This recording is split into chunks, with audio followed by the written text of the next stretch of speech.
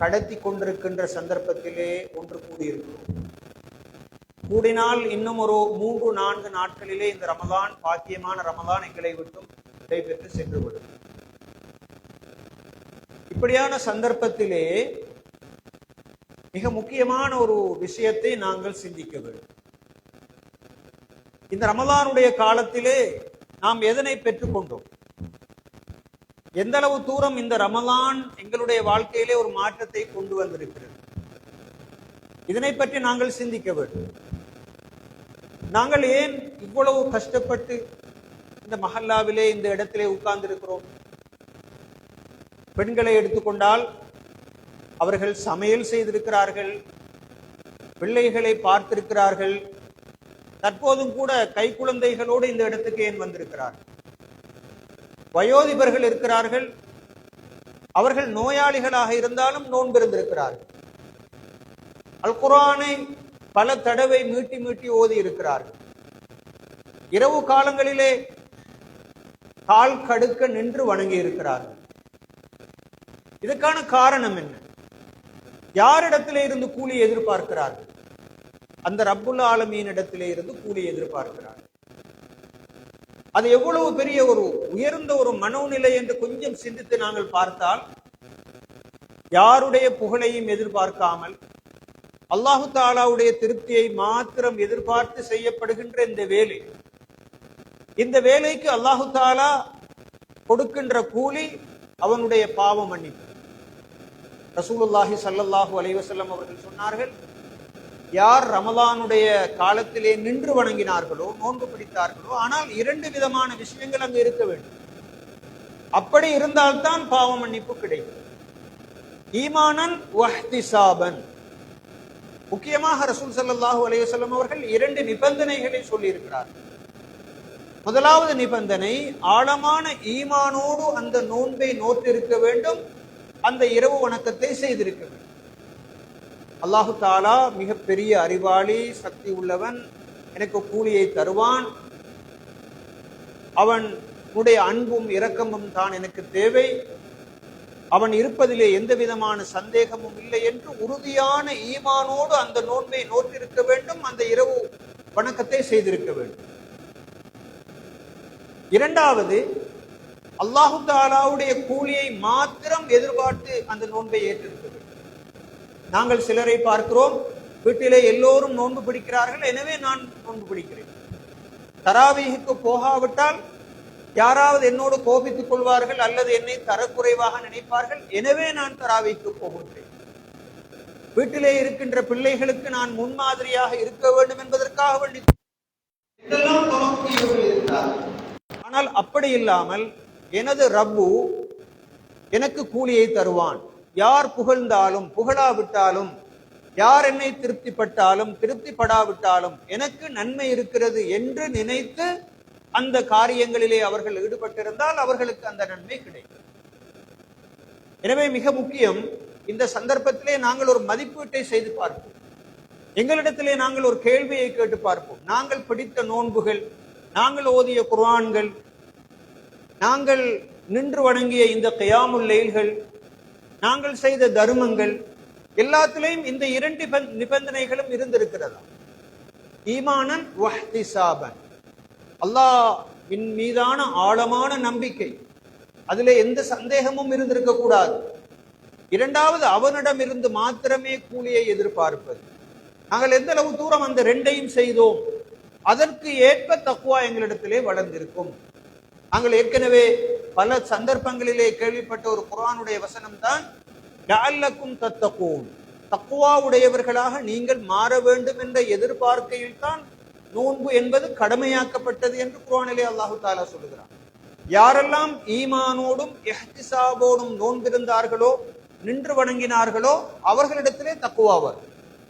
அப்படி இல்லாவிட்டால், இப்போது நாங்கள் கொஞ்சம் எங்களுடைய மனசிலே கையை வைத்து கேட்டு பார்ப்போம், தக்வா வளர்ந்திருக்கிறது. இப்ப நாங்க காய்ச்சலுக்காக வேண்டி எங்களுடைய பல்லுக்குள்ள அந்த காலத்துல டாக்டர் ஒரு குச்சி ஒன்று போட்டு காய்ச்சலை அளந்து பார்ப்பாரு, அது மாதிரி நாங்க அளந்து பார்ப்போம், தக்வா வளர்ந்து இருக்கிறதா. முதலாவது நோன்பிலிருந்து இப்போது 26வது நோன்பையும் பிடித்து விட்டோம். தக்வா எந்த அளவு தூரம் வளர்ந்திருக்கிறது? வளர்ந்தில்லை என்றால் நானும் நீங்களும் அல்லாஹ் பாதுகாக்க வேண்டும் ஈமானோடும் இஹ்திசாபோடும். ஈமான் என்றால் என்ன? ஆழமான நம்பிக்கை. இஹ்திசாப் என்றால் என்ன? அவனிடமிருந்து மாத்திரமே கூலியை எதிர்பார்ப்பது. ஈமான் என்றால் என்ன? மிச்சம் ஆழமாக பார்த்தால் அல்லாஹு தாலா என்னை பார்த்து கொண்டிருக்கிறான், பசியோடு இருப்பதன் மூலமாக அவனுடைய திருப்தி கிடைக்கும், எனக்கு அவன் பானத்தை தருகின்றான், அவன் தான் சாப்பாடு தருபவன், அவன் தான் எனக்கு ஆக்சிஜனை தருகிறான், அவன் தான் எனக்கு இந்த உலகத்தை எல்லாம் படைத்து தந்தவன், அவன் சொல்லுகிறான், எனவே நான் நோன்பிருக்கிறேன், அவன் சொன்னால் நான் கேட்பேன், அவன் சொன்னால் நான் பசித்திருப்பேன், அவன் சொன்னால் நான் கால் கடுக்க நின்று வணங்குவேன் என்று அந்த ஆழமான நம்பிக்கையோடு ஈமானோடு நாங்கள் பிடித்திருந்தால் தக்வா வளர்ந்திருக்கும். தக்வாவுக்கு 2 பக்கங்கள் இருக்கின்றன, நன்றாக கவனத்திலே கொள்ள வேண்டும். நாங்கள் ஒரு காசை எடுத்து பார்த்தால் அதற்கு ஒரு நாணயத்துக்கு 2 பக்கங்கள் இருக்கும் என்று சொல்லுவோம். தக்வாவுக்கு 2 பக்கம். தக்வா எந்த அளவு தூரம் வளர்ந்திருக்கிறது என்பதற்கு ஒரு அளவீட்டை, ஒரு மதிப்பீட்டை நாங்கள் இங்கு சொல்ல முடியும். முதலாவது பக்கம், பாவங்களை நினைத்தும் பார்க்க மாட்டான் அந்த மனிதன். பாவங்களிலே ஒரு வெறுப்பு, பாவங்களை நினைக்கின்ற பொழுது ஒரு அச்சம், ஒரு நடுக்கம், நான் அதனை செய்யக்கூடாது, ரப்பு கோபித்துக் கொள்வான், அது என்னை நரகத்துக்கு கொண்டு போய் சேர்த்து விடும் என்ற அச்சத்தோடு பயத்தோடு அந்த மனிதன் இருக்கிறான் என்றால் தக்குவா வளர்ந்திருக்கு. இதுவரைக்கும் தக்குவா வளர்ந்திருக்கிறதா என்று மனசுல கையை வச்சு கேட்டுப்பான். 2வது பகுதி, அந்த நாணயத்துக்கான 2வது பகுதி, தக்குவாவினுடைய அடுத்த சைடு என்னவென்றால், அந்த மனிதன் நல் அமல்களிலே மிகவும் அக்கறையோடு, ஆர்வத்தோடு, விருப்பத்தோடு, ஆசையோடு ஈடுபடுவான். தொழுகையாக இருக்கலாம், அதிலே ஒரு சுவை இருக்கும், ஒரு இன்பம் இருக்கும். நின்று வணங்குகின்ற பொழுது அதிலே ஒரு ஆசை ஒன்று உருவாகும். நோன்பிருக்கின்ற பொழுது நான் பசியோடு இருக்கின்றேனே, இது என்ன பெரிய கஷ்டமாக இருக்குது என்றெல்லாம் அவன் உணர மாட்டான். என்னுடைய ரப்புக்காக நான் பசியோடு இருக்கிறேன், தாகத்தோடு இருக்கிறேன், அவன் தானே எல்லா காலமும் எனக்கு சாப்பாடு தருகின்றான், எனவே அந்த ரப்புக்காக வேண்டி நான் பசித்திருக்க தயார், அவன் சொன்னால் நான் அதனையும் செய்வேன் என்ற அந்த உணர்வு வளர்ந்திருக்கிறதா. ரமலானுடைய மாதம் வருகின்ற பொழுதே ஒரு பெரிய சந்தோஷம் வர வேண்டும். ரமலானுடைய மாதம் கடந்து கொண்டு போகின்ற பொழுது இப்படியான லைலத்துல் கத்ருடைய இரவை கொண்ட மார்க்கம், ஒரு மாதம் சுவர்க்கம் அலங்கரிக்கப்படுகின்ற ஒரு மாதம், நரகம் இழுத்து மூடப்படுகின்ற ஒரு மாதம், அப்படிப்பட்ட ஒரு அருமையான மாதம் எங்களை விட்டு கடந்து போகிறதே, இப்படியான ஒரு ஆன்மீக குளியலறை எங்களை விட்டு வெளியே போகிறதே என்று ஒரு கவலை வந்ததா? கவலை வந்தால் நிச்சயமாக தக்வா வந்திருக்கிறது என்பதற்கான அடையாளம். அல்லாஹு தாலாவுடைய நல்லடியார்களே, நாங்கள் ஒவ்வொருவரும் மனதிலே கையை வைத்து கேட்டுப்பார். நான் வழக்கமாக சொல்லுகின்ற ஒரு கருத்து, ரமலானுடைய முதலாவது பிறை தென்பட்டு விட்டதா இல்லையா என்பதற்கெல்லாம் பெரிய அளவு அக்கறை எடுக்க மாட்டார்கள். தென்படவில்லை என்று சொன்னால்தான் கொஞ்சம் சந்தோஷமாக இருக்கும். அதுக்கு சண்டை பிடிக்கிறதெல்லாம் இருக்காது. காரணம் என்னவென்றால், ரமலானுடைய மாதம் வராமல் இருந்தால் நல்லம் என்பதுதான் பெரும்பாலான அப்படியானவர்களுடைய அபிப்பிராயம். ஆனால் ஷவ்வாலுடைய மாதத்தினுடைய பிறை தென்பட்டு விட்டதா என்று கேள்விப்படுகின்ற சந்தர்ப்பத்திலே அதனை எப்படியாவது எடுத்து விட வேண்டும் என்பதிலே அக்கறையாக இருப்பார். என்ன காரணம்? இன்னொரு நாள் ரமலானிலே இருந்து விட்டால் என்ன கூடிவிட்டது என்று யோசிப்பதில்லை. எப்படியாவது அவசரமாக நோன்பில் இருந்து வெளியேறுவது. இதுதான் ஈமானிலே இருக்கின்ற குறைபாடு. இதுதான் தக்குவா வளரவில்லை என்பதற்கான அடையாளம். அகில இலங்கை ஜம்மியத்துல் உலமா எதனை சொல்லுகிறதோ அதனை நாங்கள் கேட்போம். அதுல என்ன பிரச்சனை இருக்கிறது? அங்கு கண்டுவிட்டார்கள், இங்கு கண்டுவிட்டார்கள், அப்படியாம் இப்படியாம், அவர்களுக்கு ஏசுவதும் அவர்களுக்கு எதிராக குறை சொல்வதும், இப்படித்தான் எங்களுடைய காலம் போகிறது என்றால் எங்களுடைய ஈமானிலே ஒரு குறைபாடு இருக்கு. கண்ணியத்துக்குரியவர்களே, எனவே எப்போது நாங்கள் எங்களுடைய மனசை தொட்டு கேட்டு பார்ப்போம், தக்வா வளர்ந்திருக்கிறது. தக்வாவினுடைய 2 பக்கங்கள், சாரிஉ இலா ஜன்னத்தின் இலா மக்ஃபிரத்தின் வ ஜன்னத்தின் அர்துஹஸ் ஸமாவாத்து வல் அர்து உஇத்தத் லில் முத்தகீன். நீங்கள் அல்லாஹு தாலாவுடைய மன்னிப்பின் பால் விரைந்து செல்லுங்கள், சுவர்க்கத்தின் பாலும் விரைந்து செல்லுங்கள். அந்த சுவர்க்கம் எப்படிப்பட்டது? உஇத்தத் லில் முத்தகீன், தக்வாதாரிகளுக்கு அது தயாரிக்கப்பட்டிருக்கிறது. தக்வாதாரிகள் யார்? அல்லதீன யுன்ஃபிகூன ஃபிஸ் ஸர்ராஇ வல் ضர்ரா வல் காலிமீனல் கைத் வல் ஆஃபீன அனின் நாஸ். தக்வாதாரிகள் யார்? நாங்கள் ஏற்கனவே பார்த்தோம், நோன்பு பிடிப்பதன் மூலமாக தக்வா வளரும். தக்வா வளருவது என்றால் அதனுடைய அர்த்தம் என்ன? அந்த மனிதனிடத்திலே நல்ல உணர்வுகள் வளர்ந்திருக்கு, அந்த மனிதனுடைய உள்ளத்திலே இரக்கம் வந்திருக்கு, அந்த மனிதனுடைய உள்ளம் கனிந்ததாக மாறும், அந்த மனிதனுடைய உள்ளம் இளகியதாக மாறும், அந்த மனிதன் ஏழைகளுக்கு கொடுக்கக்கூடிய அந்த உணர்வை பெறுவான். அல்லதீன யுன்ஃபிகூன ஃபிஸ் ஸர்ராஇ வல்-ضர்ரா. தக்வாதாரிகள் எப்படிப்பட்டவர்கள் என்றால் இன்பத்திலும் துன்பத்திலும் செலவழிப்பார்கள். எனவே தக்வா வந்துவிட்டால் பாவம் செய்யாமல் இருப்பார்கள் என்பது மாத்திரமல்ல, நன்மைகளையும் விரட்டி விரட்டி செய்வார்கள்.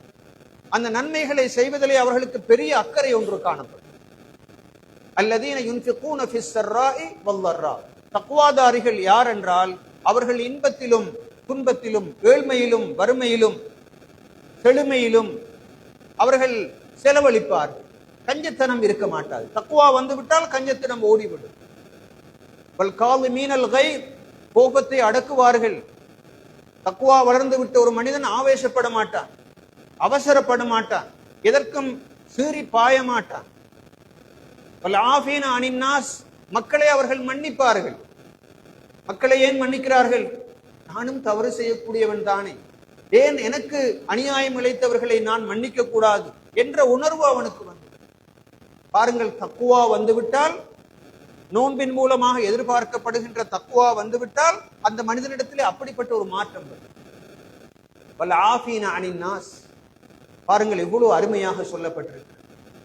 எனவே நோன்பு என்பது பாவங்களை விட்டு எங்களை தூரமாக்கி இருக்க வேண்டும்.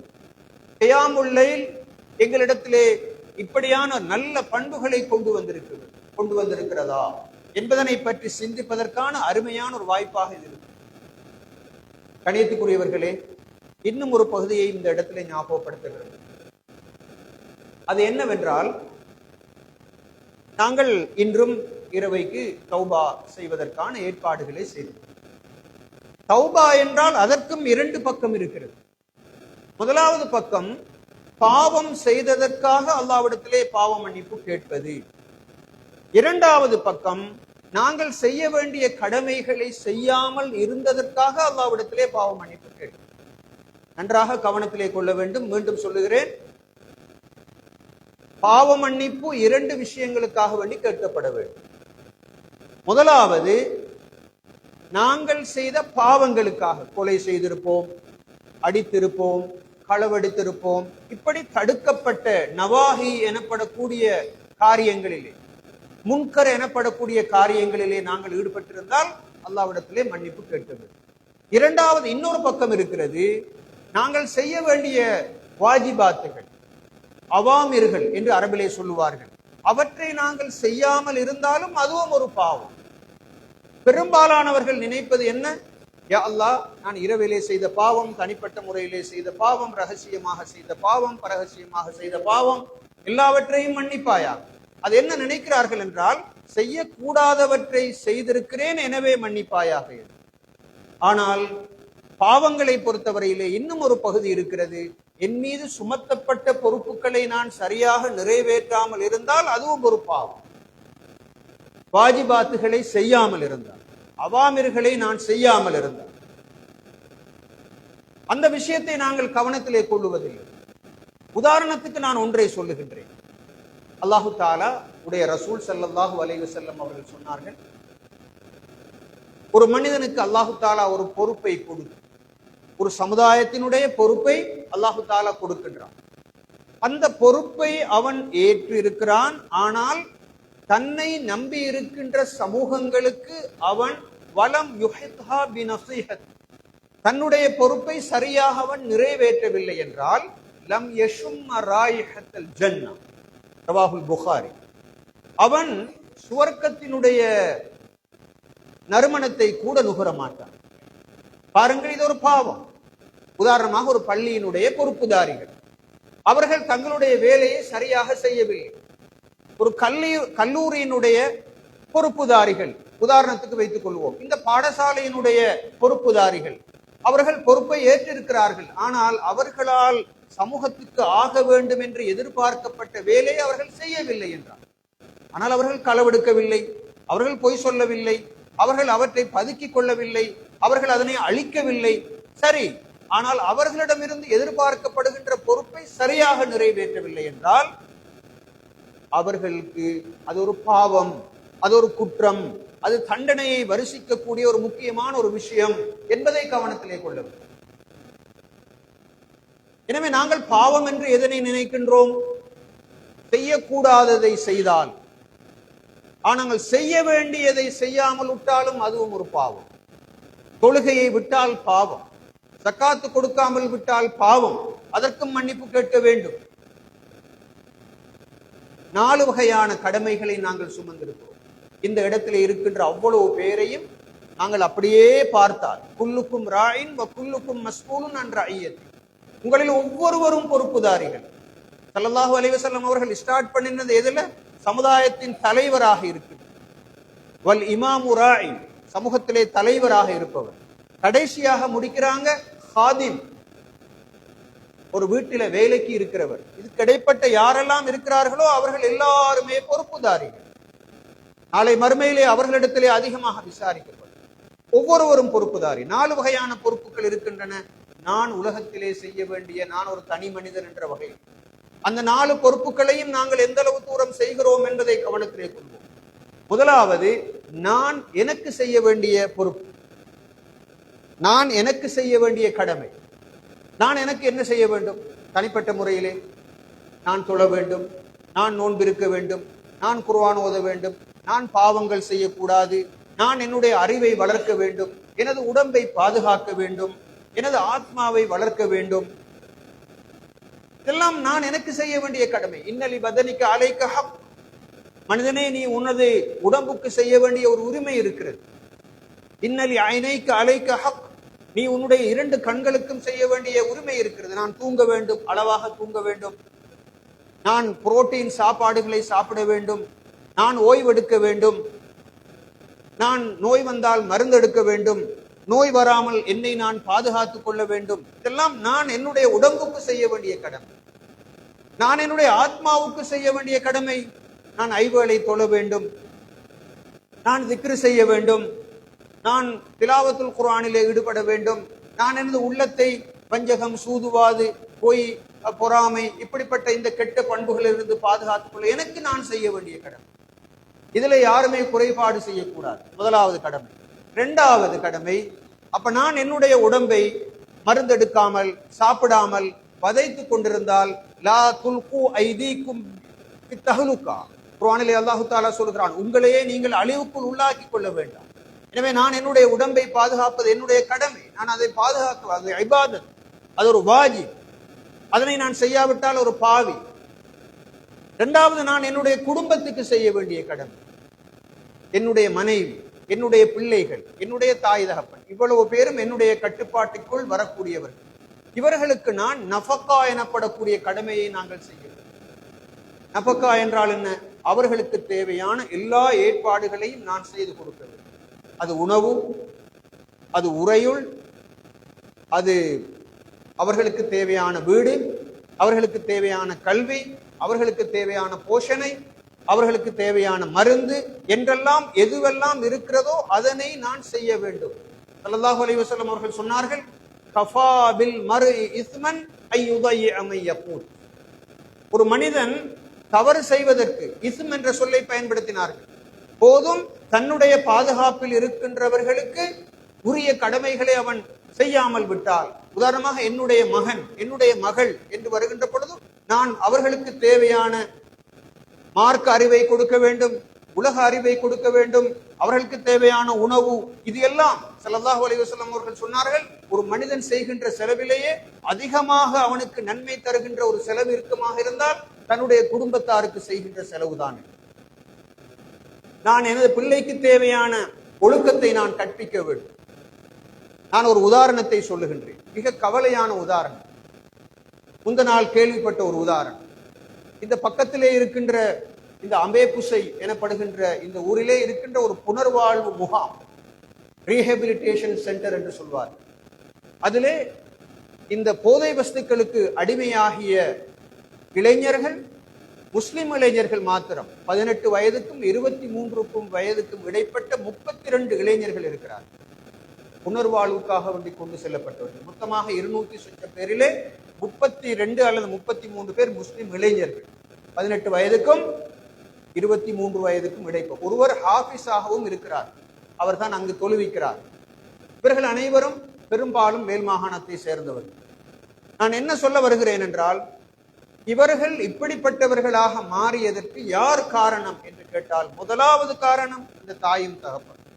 அந்த வீட்டு சூழலை அந்த பிள்ளைகளுக்கு உரிய விதத்திலே அமைத்து கொடுக்காத பொறுப்பை நாங்கள் ஏற்க வேண்டும். இப்போதும் நீங்கள் பாருங்கள், நாங்கள் மஸ்ஜிதுக்குள்ளே அமர்ந்திருக்கிறோம், இந்த வெளியே எத்தனை சிறுவர்களும் இளைஞர்களும் வெளியே இருந்து கொண்டு கதைத்துக் கொண்டு விளையாடி கொண்டிருக்கிறார்கள். இவர்களுக்கு யார் பொறுப்பு? இந்த கடமையை செய்யாமல் விட்ட ஒருவன் ஒரு பாவி, ஒரு குற்றம் இழைக்கின்றான். தனது பராமரிப்பில் தன்னுடைய பிள்ளைகளாக இருப்பவர்களுக்கு தேவையான கல்வி அஹதியாவுக்கு அனுப்பி இருக்க வேண்டும், மதர்சாவுக்கு அனுப்பி இருக்க வேண்டும், பாடசாலைக்கு அனுப்பி இருக்க வேண்டும், பள்ளிவாசலிலே நடைபெறுகின்ற ஹிஃபுல் வகுப்பா இருக்கலாம், மற்றுமுண்டான விஷயங்களாக இருக்கலாம். இதற்கெல்லாம் அந்த பிள்ளைகளை அனுப்பி இருந்தால் நிச்சயமாக அப்படியானவர்கள் உருவாகி இருக்க வாய்ப்பு கிடையாது. கணியத்துக்குரியவர்களே, நான் ஏன் இதனை சொல்லுகிறேன் என்றால், நான் எனக்கு செய்ய வேண்டிய கடமையை நான் செய்ய வேண்டும். செய்யாத போது நான் ஒரு பாவி. தௌபா செய்கின்ற பொழுது நாங்கள் எல்லாம் நினைத்து பார்ப்போம், நாங்கள் நோன்புக்கு பிறகு இப்படியான பாவங்களை செய்யக்கூடாது. கொலை செய்வதும் அடிப்பதும் குத்துவதும் வெட்டுவதும் மட்டுமல்ல பாவம். நான் செய்ய வேண்டிய கடமைகளை செய்யாமல் விட்டாலும் நாளை மறுமையிலே இந்த பிள்ளைகள் வந்து எங்களுக்கு எதிராக வழக்காடுவார்கள். சொல்லுவார்கள், யா அல்லாஹ், இவர்கள் எங்களுடைய தாயாகவும் தகப்பனாகவும் இருந்தார்கள், ஆனால் எங்களுக்கு தேவையான இந்த முக்கியமான இந்த தர்பியத்தை அவர்கள் எங்களுக்கு தரவில்லை. அவர்கள் எங்களை பள்ளிவாசலுக்கு அழைத்து செல்லவில்லை. அவர்களே போதை வஸ்துக்களை பாவிப்பவர்களாக இருந்தார்கள். அவர்களே வீட்டிலே சண்டை பிடிப்பவர்களாக இருந்தார்கள். அவர்களுடைய வாழ்க்கையிலே முன்மாதிரி இருக்கவில்லை. எங்களை அவர்கள் பாடசாலைக்கு அனுப்பவில்லை. எங்களுக்கு தேவையான புத்தகம் சாமான்களை அவர்கள் வாங்கி தரவில்லை என்றெல்லாம் அவர்கள் எங்களை குற்றவாளி கூண்டில் நிறுத்துகின்ற நிலை வந்தால் அல்லாஹ் பாதுகாக்க வேண்டும். இது இரண்டாவது நான் செய்ய வேண்டிய கடமை. இந்த கடமைகளிலே எந்த அளவு தூரம் நாங்கள் நிறைவாக இருக்கிறோம் என்று சிந்தித்து பார்க்கிறோம். மூன்றாவது நான் செய்ய வேண்டிய கடமை, என்னுடைய குடும்பத்தவர்கள் என்று வருகின்ற பொழுது இந்த ஊரார் என்று வருகின்ற பொழுது, அதாவது என்னுடைய தாய் தகப்பன், என்னுடைய சாச்சா, மாமா, பெரியப்பா, பெரியம்மா என்று வரக்கூடியவர்கள், இப்படியானவர்களுடைய இந்த உறவுகளை நான் எந்த அளவு தூரம் பேணி நடந்தேன். முக்கியமாக நாங்கள் சிந்தித்து பார்க்க வேண்டும். காணி சண்டைகளுக்காக வழக்கு வம்புகளிலே சிக்கியவர்கள் எத்தனை பேர்? ஸல்லல்லாஹு அலைஹி வஸல்லம் அவர்கள் சொன்னார்கள், லா யதுகுலுல் ஜன்னத காத்தி', யார் உறவு ஜனங்களுடைய உறவுகளை துண்டித்து நடக்கின்றானோ அவன் சுவர்க்கம் நுழைய மாட்டான் என்று சொன்னார்.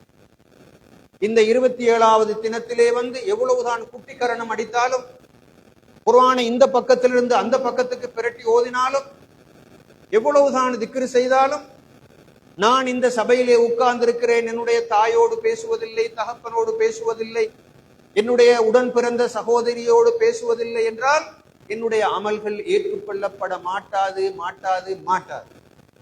எந்த அளவுக்கு என்றால், ஸல்லல்லாஹு அலைஹி வஸல்லம் அவர்கள் சொன்னார்கள், ஒவ்வொரு திங்கட்கிழமையும் ஒவ்வொரு வியாழக்கிழமையும் அடியார்களுடைய அமல்கள் அல்லாஹு தாலாவிடத்திலே உயர்த்தப்படுகின்றன, காண்பிக்கப்படுகின்றன. ஆனால் எல்லாருடைய பாவங்களையும் அல்லாஹு தாலா மன்னிப்பான், எல்லோருடைய அமல்களையும் ஏற்றுக்கொள்வான், 2 பேரை தவிர. அந்த 2 பேர் யார்? வகானத் பைனஹுமா ஷஹ்னா. அந்த 2 பேருக்கும் இடையிலே மனஸ்தாபம் காணப்பட்டது, பகைமை காணப்பட்டது. எனவே அல்லாஹு தாலா மலக்குகளை பார்த்து சொல்வான், உத்ருகுஹுமா ஹத்தா யஸ்தலிஹா. அவங்க 2 பேரும் சமாதானம் செய்து அவர்கள் நல்ல முடிவுக்கு வரும் வரைக்கும் அவர்களை நீங்கள் விட்டுவிடுங்கள், அவர்களை நான் பொருட்படுத்த மாட்டேன் என்று சொல்லுவான் என்று ரசூலுல்லாஹி ஸல்லல்லாஹு அலைஹி வஸல்லம் சொன்னார்கள். ஒவ்வொரு திங்கட்கிழமையும் வியாழக்கிழமையும் இது நடக்கும். நாங்கள் எவ்வளவு கஷ்டப்பட்டு இந்த அமல்களை செய்தோம். நாள் கடுக்க நின்று வணங்குறோம். திங்கட்கிழமையும் வியாழக்கிழமையும் எங்கட அமல்கள் எடுத்து காண்பிக்கப்படுகிறது. அல்லாஹு தாலா ரிஜெக்ட் பண்றதாக இருந்தால் அந்த அமல்கள் என்ன பிரயோசனம் இருக்கு? நாங்க சற்று சிந்தித்து பார்ப்போம். உறவு ஜனங்களுடைய உறவு, பக்கத்து வீட்டானுக்கு செய்கிற அநியாயம். ஸல்லல்லாஹு அலைஹி வஸல்லம் அவர்கள் 3 தடவை வல்லாஹி வல்லாஹி வல்லாஹி என்று சொன்னார்கள். அல்லாஹ் மீது சத்தியமாக, அல்லாஹ் மீது சத்தியமாக அவன் ஈமான் கொள்ளவில்லை. சஹாபாக்கள் கேட்கிறார்கள், யா ரசூலல்லாஹ், அவன் யார் என்று. மல்லம் யஅமன் ஜாருஹு பவாயிகம். எந்த மனிதனுடைய தீங்குகள் தொந்தரவிலிருந்து பக்கத்து வீட்டானுக்கு பாதுகாப்பு கிடைக்கவில்லையோ அந்த மனிதனுக்கு ஈமான் இல்லை, ஈமான் இல்லை, ஈமான் இல்லை என்று அடித்து சொன்னார். நாங்கள் இந்த விஷயங்களில் எவ்வளவு பெர்ஃபெக்டாக இருக்கிறோம் என்று சிந்திப்பார். நான் என்னுடைய பக்கத்து வீட்டானை பகைத்துக் கொண்டு நிச்சயமாக சுவர்க்கம் புகவே முடியாது. அப்படி இருந்தால் நிச்சயமாக அது ஒரு பெரிய ஒரு துரோகமாகத்தான் இருக்க முடியும். அல்லாஹ்வுடைய நல்லடியார்களே, எனவே நான் முதலாவது எனக்கு செய்ய வேண்டிய கடமை, நான் என்னுடைய மனைவி மக்களுக்கு செய்ய வேண்டிய கடமை. மூன்றாவது, நான் என்னுடைய ஊரில் இருக்கின்ற என்னுடைய உறவினர்கள், என்னுடைய தாய் தகப்பன், பக்கத்து வீட்டார், இவர்களுக்கு செய்ய வேண்டிய கடமை. நான்காவது இன்னொரு கடமை இருக்கிறது. அதுதான் நான் சமூகத்திலே சில திறமைகளையும் ஆற்றல்களையும் கொண்டிருக்கிறேன் என்று வைத்துக் கொள்வோம். எனக்கு அல்லாஹு தாலா அறிவை தந்திருக்கிறான் என்று வைத்துக் கொள்வோம். எனக்கு பேச்சாற்றலை தந்திருக்கிறான் என்று வைத்துக் கொண்டால் எனக்கு ஒரு பொறுப்பு இருக்கிறது. நீ இதனை பாவித்து என்ன செய்தாய்? எனக்கு பணத்தை தந்திருந்தால் அல்லாஹு தாலா நாளை மறுமையிலே கேட்பான், இந்த பணத்தை வைத்து விளையாடினாயா? குரங்கின் கையில் கிடைத்த பூமாலை போன்று பயன்படுத்தினாயா? அல்லது சமுதாயத்திலே இருக்கின்ற தேவைப்படுபவர்களுக்கு நீ கொடுத்தாயா என்று கேட்பான். அது சமூகத்துக்குரிய கடமை. சமூகத்திலே பலரும் இவ்வாறு குடுவுக்கு அடிமையாக இருக்கிறார்கள்.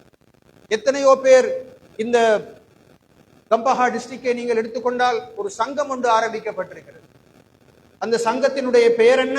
எக்ஸ் முஸ்லிம்ஸ், முன்னை நாள் முஸ்லீம்கள். அவர்கள் முர்த்தத்தாகி விட்டார்கள். அப்படிப்பட்ட ஒரு பரம்பரை உருவாகி கொண்டிருக்கிறது. இந்த மேற்கத்திய கலாச்சாரம், இந்த சடவாத நாகரிகம், இந்த இவற்றுக்கெல்லாம் அடிமையாக ஒரு சாரார் போய் கொண்டிருக்கிறார்கள். உலமாக்களுடைய பொறுப்பு, படித்தவர்களுடைய பொறுப்பு. அல்லாஹு தாலா ஏன் அறிவை தருகிறான்? ஒரு மதரசாவிலே, ஒரு ஜாமியாவிலே படித்து விட்டு வந்து தானும் தன்னுடைய பாடும், எனக்கும் இந்த சமுதாயத்திலே எது நடந்தாலும் எனக்கு பிரச்சனை இல்லை என்ற ஒரு ஆலிம் இருக்கிறார் என்றார், ஒரு மௌலவி இருக்கிறார் என்றால், ஒரு கிராஜுவேட் இருக்கிறார் என்றால், ஒரு டாக்டர் இருக்கிறார் என்றால், ஒரு லாயர் இருக்கிறார் என்றால் அவர்கள் பாவம் செய்கிறார்கள். நாளை மறுமையிலே இந்த சமுதாயத்தினுடைய இந்த துரு நிலையை பற்றி அல்லாஹு தாலா அவர்களிடத்திலே விசாரிப்பான். அல்லாஹு தாலா ஒரு டாக்டருக்கு அந்த அறிவை ஏன் கொடுத்தான்? ஏன் ஒரு லாயருக்கு அந்த அறிவை கொடுத்தான்? ஏன் ஒரு என்ஜினியருக்கு அந்த அந்தஸ்தை கொடுத்தான்? லட்சக்கணக்கிலே சம்பளம் வாங்கி கொண்டு அப்படியே வீட்டையும் கட்டிக்கொண்டு வாகனத்தையும் ஓடிக்கொண்டு எல்லோருக்கும் மத்தியிலே ஒரு பெருமையாக சொல்லிக் கொண்டிருப்பதற்கா? இல்லை. அதெல்லாம் அல்லாஹு தாலா அவருக்கு கொடுத்திருப்பது சமுதாயத்துக்கு அவற்றை கொடுத்தாயா? சமுதாயம் இவ்வாறு சீரழிந்து கொண்டிருந்த சந்தர்ப்பத்திலே நீ என்ன செய்து கொண்டிருந்தாய் என்று கேட்டால் நான் என்ன பதில் சொல்வது? எனவே எல்லோருக்கும் அல்ல, சாமானியமான பொதுமக்களுக்கு அல்ல. அல்லாஹு தாலா சிலரை தெரிவு செய்திருக்கிறான், சிலருக்கு சில சந்தர்ப்பங்களை கொடுத்திருக்கிறான். அதனால்தான் மாமின் அபதின் யஸ்தரஇஹில்லாஹு ரஅய்யத்தன், எந்த ஒரு அடியானுக்கு அல்லாஹு தாலா ஒரு பொறுப்பை கொடுத்து, எல்லாருக்கும் அந்த பொறுப்பை அல்லாஹு தாலா கொடுப்பதில்லை. அந்த பொறுப்பை அவன் வலம் யுஹித்ஹா பினஸீஹத்தின், அந்த சமுதாயத்துக்கு அவன் கொடுக்க வேண்டிய அந்த கடமையை சரியாக செய்யாமல் விட்டான் என்றால், இன்றும் நாங்கள் படித்தவர்களை பார்க்கின்றோம், உலமாக்களை பார்க்கின்றோம், சமூகத்தை பிரிப்பவர்களை பார்க்கின்றோம். சமுதாயத்திலே சின்ன சின்ன பிரச்சனைகளை எடுத்துக்கொண்டு பெரிய பெரிய பூதாகரமாக எடுத்துக்கொண்டு சுற்றுபவர்களை அவுலவியா எனப்படக்கூடிய மிகவும் அவசரமாக தீர்க்கப்பட வேண்டிய, உடனடியாக தீர்க்கப்பட வேண்டிய விஷயங்கள் எல்லாவற்றையும் குப்பையில் போட்டுவிட்டு சின்ன சின்ன விஷயங்களுக்காக வேண்டிய சமூகத்திலே பெரிய பெரிய குழப்பங்களை உண்டு பண்ணுபவர்களை நாங்கள் பார்க்கவில்லை. இதெல்லாம் சமுதாயத்திலே இருக்கின்ற துரோகங்கள். இன்னும் ஒரு ஹதீஸ்லே ஸல்லல்லாஹு அலைஹி வஸல்லம் அவர்கள் சொன்னார், மாமின் அபதின் யஸ்தரஇஹில்லாஹு ரஅய்யத்தன் யமூது வஹுவ யமூது வஹுவ காஷுன் லிரஅய்யத்திஹி இல்லா ஹர்ரமல்லாஹு அலைஹில் ஜன்னah. ஒரு மனிதனுக்கு அல்லாஹு தஆலா ஒரு பொறுப்பை கொடுக்கின்றான். அந்த பொறுப்பை அவன் மிகச் சரியாக நிறைவேற்றாமல் இந்த உலகத்திலிருந்து விடை பெற்று செல்வானாக இருந்தால் அவன் சுவர்க்கத்தின் வாடையை கூட நுகரமாட்டான் என்று சொல்லவில்லை, அவனுக்கு அல்லாஹு தஆலா சுவர்க்கத்தை ஹராமாக்குவான் என்று சொன்னார். கண்ணியத்துக்குரியவர்களே, ஏன் நாங்கள் இதனை சொல்லுகிறோம்? எனவே 4 பொறுப்பு இருக்கிறது. முதலாவது பொறுப்பு நான் எனக்கு செய்ய வேண்டிய பொறுப்பு. இரண்டாவது பொறுப்பு நான் அந்த குடும்பத்துக்கு செய்ய வேண்டிய பொறுப்பு. மூன்றாவது பொறுப்பு என்னுடைய நெருங்கிய உறவினர்களுக்கு நான் செய்ய வேண்டிய பொறுப்பு. நாலாவது பொறுப்பு இந்த சமுதாயத்துக்கு நான் செய்ய வேண்டிய பொறுப்பு. சமுதாயத்திலே இருக்கின்ற பாதைகள் எல்லாம் ஓட்டை உடசலாக இருக்கிறது என்றால், சமூகத்திலே இந்த ஊரிலே இருக்கின்ற சுத்தம் சூழல் எல்லாம் மோசமாக இருக்கிறது என்றால் இந்த ஊரில் உள்ள அனைவரையும் அல்லாஹு தஆலா கேட்பான். அது ஒரு பெரிய அநியாயம். பெரிய ஒரு துரோகம் என்பதை மறந்துவிடக்கூடாது. கண்ணியத்துக்குரியவர்களே, இந்த சந்தர்ப்பத்திலே ஒரு விஷயத்தை கடைசியாக ஞாபகப்படுத்த விரும்புகின்றேன். நாங்கள் பாவ மன்னிப்பு கேட்கின்ற சந்தர்ப்பத்திலே கட்டாயமாக எங்களுடைய தனிப்பட்ட அமல்களிலே நாங்கள் ஏதாவது குறைபாடு செய்திருந்தால் அல்லாஹு தாலா மன்னிக்கக்கூடிய வாய்ப்பு இருக்கு. ஆனாலும் கூட நாங்கள் செய்திருக்கின்ற துரோகம் அல்லது பாவம் சமுதாயத்தோடு தொடர்பானதாக இருந்தால் அதற்கு அல்லாஹு தாலா மன்னிப்பு தரமாட்டான். நாங்கள் யாருக்கு அநியாயம் செய்தோமோ அவர்களிடத்திலே சென்று மன்னிப்பு கேட்காத வரைக்கும், புறம் பேசியிருந்தால், பட்டி எடுத்திருந்தால், லஞ்சம் எடுத்திருந்தால், தாய் தகப்பனுடைய மனதை நோவிடித்திருந்தால், உறவு ஜனங்களுடைய உறவுகளை துண்டித்திருந்தால், பொது சொத்துக்களிலே கை வைத்திருந்தால், இப்படி எல்லாம் இருக்கிறது. அனாதைகளுடைய சொத்து இதுகள்ல கை வச்சிருந்தால் இதுக்கு அல்லாஹ்விடத்துல மன்னிப்பே கிடையாது. இது திட்டவட்டமான உண்மை.